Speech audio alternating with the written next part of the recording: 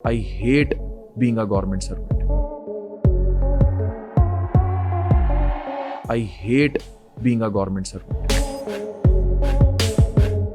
खान साहब ने कहा था सरकारी नौकरी तबाही का रास्ता है। जब ये क्लर्क रिटायर होते हैं आम जिनकी तनख्वाहें 50-60 हज़ार होती हैं, उनसे पूछें 6-6 करोड़ की कोठियां उनके पास कैसे आती हैं। सरकारी नौकरी वही मतलब प्रिंसिपली तबाही का ही रास्ता है, तज़हीक का रास्ता, तबाही से भी बढ़ के। सच अ डिसग्रेस। एक MNA पहुंचा हुआ है, एक MPA पहुंचा हुआ है, वजारत पूछें आपकी कौन सी है, वजारत उसकी होती है स्पोर्ट्स की, और वो अस्पताल पे छापा मारने पहुंचा होता है। भाई आप मरीजों की टांगों के साथ फुटबॉल खेलने आए हैं। वो जो एजुकेशन मिनिस्टर होता है उसकी कौन सा एजुकेशन में कोई बैकग्राउंड होता है? वैसे जो करंट एजुकेशन मिनिस्टर हैं वो मेरे बड़े अच्छे दोस्त हैं। नहीं, लेकिन उनको तो कौमी जानवर का नहीं पता कौन सा है। बस आपने आपके शो से पता लग गया होगा। नहीं, मैं तो कह रहा हूँ आप कहें ना, आपके दोस्त हैं। मैं उन्होंने तोहफा दवांगा वो मोल्ड करा के। हाँ? कौमी जानवर। किस चीज का? कौमी जानवर। जानवर का मारखोर देंगे उनको? नहीं, वो उनके पास पहले होगा। I hate being a government servant.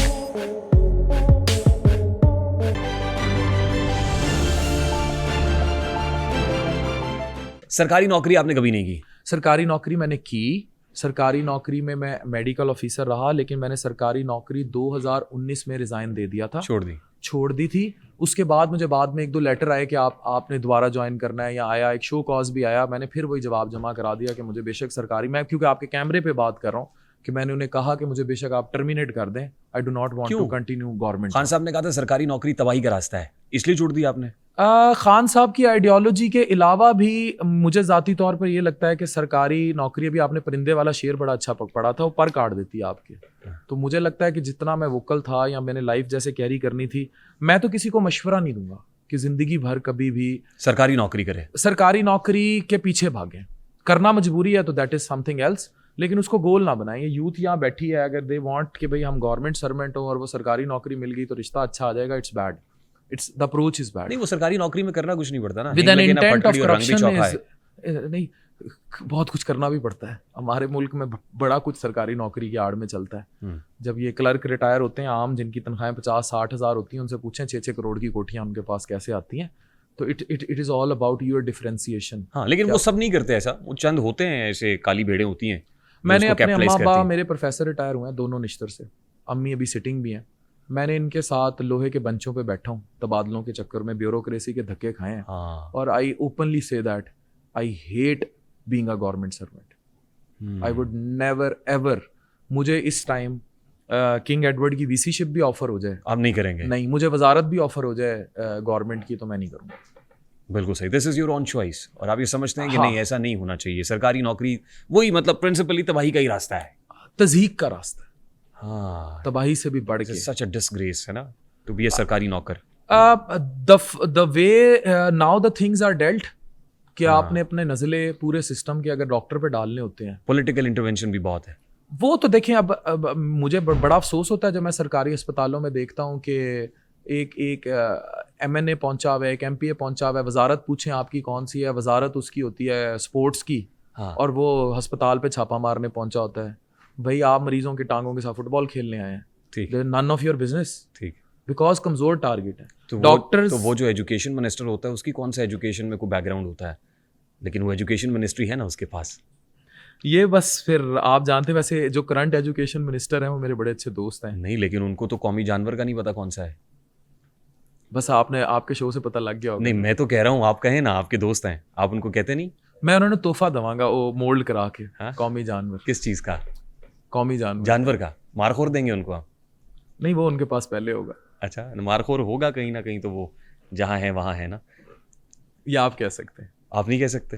नहीं, मैं नहीं कह सकता, मैं फर्द वाहिद हूँ। तो उस ऐसी बातें कहने के लिए ना पीछे चैनल का भी होना जरूरी। नहीं, मैं तो कह रहा हूँ सर, मैं तो ये कह रहा हूँ, मैं तो ये चाहता हूँ वो आए, मैं उनके सामने बिठा के कहूँ उनको। बस फिर बुला के कहिएगा। आजकल इन सबको पता है, जितने लोग यहाँ बैठे हुए इनको पता है, ये हम ऐसे ही कहते हैं। वो जनूबी, वो हमसे नाराज हो जाते हैं। जनूबी पंजाब के सैलाबों में गए हुए हैं आजकल, वो जब आ जाए ना वहां से वापस तो हाँ, इस पे आते हैं सर, इस आपकी तरफ आते हैं। इनको पूरा मौका देंगे, जरा सवाल कहते हैं गैरत है बड़ी चीज जहाने तो गौदों में, तो अपने सवाल संभाल के रखिएगा, हम आपकी तरफ जरूर आएंगे।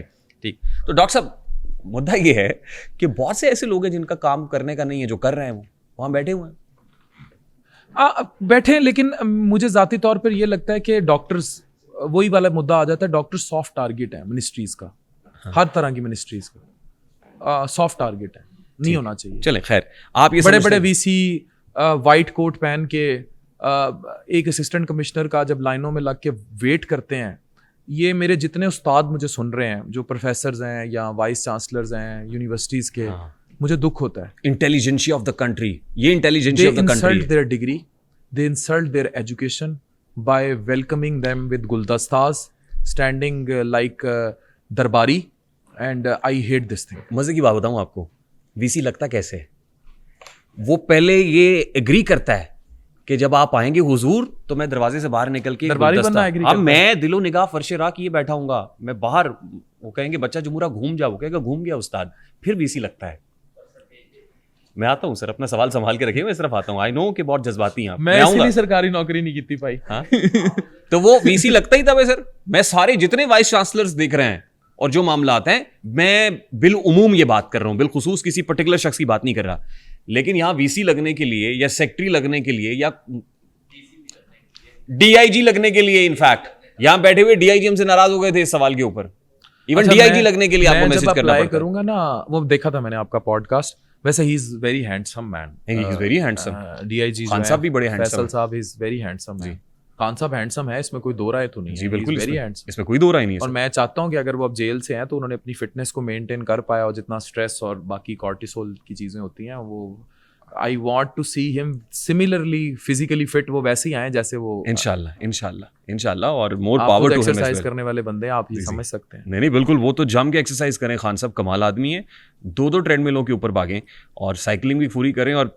देसी मुर्गे जो सब कुछ मिलना चाहिए। लेकिन बहरहाल वो कहते हैं 2 साल के बाद जेल का रास्ता पता चलता है सर, और खान साहब ने जिस रेजिलियंस के साथ मर्दानावार 2 साल जेल काटी है, हैट्स ऑफ टू हिम। ये तो तारीफ उनके जो नाकिद हैं या उनकी अपोजिशन है वो भी करते हैं। राना सनाउल्लाह साहब ने कहा है कि जेल उसने सर उनको करनी पड़ेगी ना, वो तो दिल पकड़ के बैठ जाते हैं पहली रात ही, किसी को कुछ हो जाता है, किसी को ऐसी बीमारियां जिसका सुना नहीं होता कभी। तो काटी है, ये तो उनके नाकिद भी तारीफ करते हैं, बेशक ऐसी। अच्छा चलें डॉक्टर साहब, अब आते हैं, सरकारी नौकरी तबाही का रास्ता है।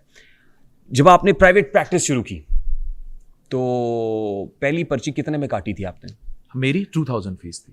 2000 रुपए? 2000 पहली फीस ही 2000 थी? पहली फीस 2000 थी, FCPS MRCP, और ये करने के बाद लाहौर में 7000 फीस है कंसल्टेंट। 10वीं मरीज आ जाना डॉक्टर साहब तो 20,000 तो सीधा है। हाँ ऐसे है ना। तो आज डॉक्टर साहब आपकी पहली पर्ची कितने में कटती है? 2500 यानी 2000। लेकिन उसमें ये भी है कि मेरे हॉस्पिटल में और मेरे क्लिनिक पे अभी अपने बंदे भेजें, वहाँ बहुत बड़ा बोर्ड लगा हुआ है कि अगर आपके पास फीस के पैसे नहीं है तो आप मत दीजिए, ये भी लगा हुआ है। और मैं ये बात हल्फन कह रहा हूँ, ये भी बोर्ड लगा हुआ है कि जिस मर्जी ब्रांड की दवाई खा लें, सॉल्ट वही रहना चाहिए जो हमने लिखा है, वरना जिस मर्जी कंपनी की दवाई खा लें। और हल्फन कह रहा हूँ, ये भी बोर्ड लगा हुआ है जिस मर्जी लैब से टेस्ट कराएं। हम स्टैंडर्ड का लफ्ज लिखते हैं लेकिन हम कंसीडर्ड जहाँ से मर्जी कराए वो भी करते हैं। ये बड़ा अच्छा किया आपने, क्योंकि वो मेडिकल रैप्स वाला मामला भी है ना। हाँ। वो आते हैं और एक पर्टिकुलर ब्रांड को प्रमोट करने का कहते हैं, फिर डॉक्टर साहब के पूरी दुनिया में टूर्स होते हैं। इसको मैं एक्सप्लेन कर दूं। मेरे तो वैसे आप पासपोर्ट पकड़ लें, मैं तो 2-3 मुल्कों के अलावा नहीं फिरा, और वो भी मैं अपनी जाती जेब से फिरा हूँ। ठीक। और मेरा जो ट्रैवल एजेंट है शाबान नाम है उसका, उसको भी हुक कर लिया जाए कि पैसे कहाँ से ट्रांसफर हुए थे। मुझे फिरने का शौक नहीं, मुझे वैसे ही मोशन सिकनेस है। लेकिन मैं आज इस चीज़ को भी क्लियर कर दूं, हर फार्मास्यूटिकल कंपनी ना, मैं इसे जस्टिफाई नहीं कर रहा लेकिन मैं इसको थोड़ी सी समझा रहा हूँ आपको। ये overall there is always 30% marketing budget. हर फार्मास्यूटिकल कंपनी अपना 30% मार्केटिंग बजट रखती है, और ऑफिशियली वो marketing budget you can ask any company, Feroz Sons, High Noon, High Q, मैं उस कमीशन को जस्टिफाई नहीं कर रहा। वो बजट होता है एकेडमिक बजट, कि आपने ये वाला जो 30% पैसा है ये डॉक्टर्स की जो ऑन गोइंग एजुकेशन है उस पर लगाना है, राइट? अब ये कंपनीज की सवाबदीद है कि in what form they spend, right? अगर वो आपको सिंगापुर और थाईलैंड भिजवा देते हैं और डॉक्टर को मसाज करा के वापस ले आते हैं तो this is bad of the company.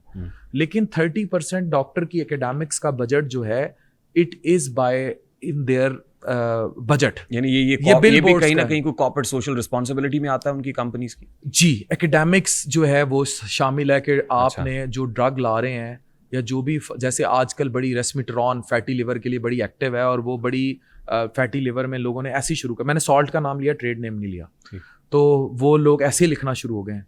अब वो जब तक डॉक्टर्स को वो पूरी कंपनी पढ़ाएंगी नहीं, ट्रेन नहीं करेंगी कि वो दवाई लिखने से पहले फाइब्रो स्कैन हुआ और लिवर की इतनी फाइब्रोसिस हो ना हो, तो वो अगर ऐसे ही शुरू हो गए हैं और डॉक्टर्स को, और ये करते हैं मेडिकल रैप, सीधी बात है, फोर्स करते हैं आके कि रेस्मिट्रॉन लिख दें, चीज़ें कर दें, नहीं आई अल्लाह दा वास्ता लिख दो, लाना सिंगापुर दा टूर है, एयर टूर है, मलेशिया ले जाते हैं, थाईलैंड ले जाते हैं, this is very common practice, but the way it is being done is wrong. ठीक, वो एकेडमिक्स का है, वो कमीशन में नहीं कन्वर्ट होना चाहिए, पर कमीशन में कन्वर्टेड है।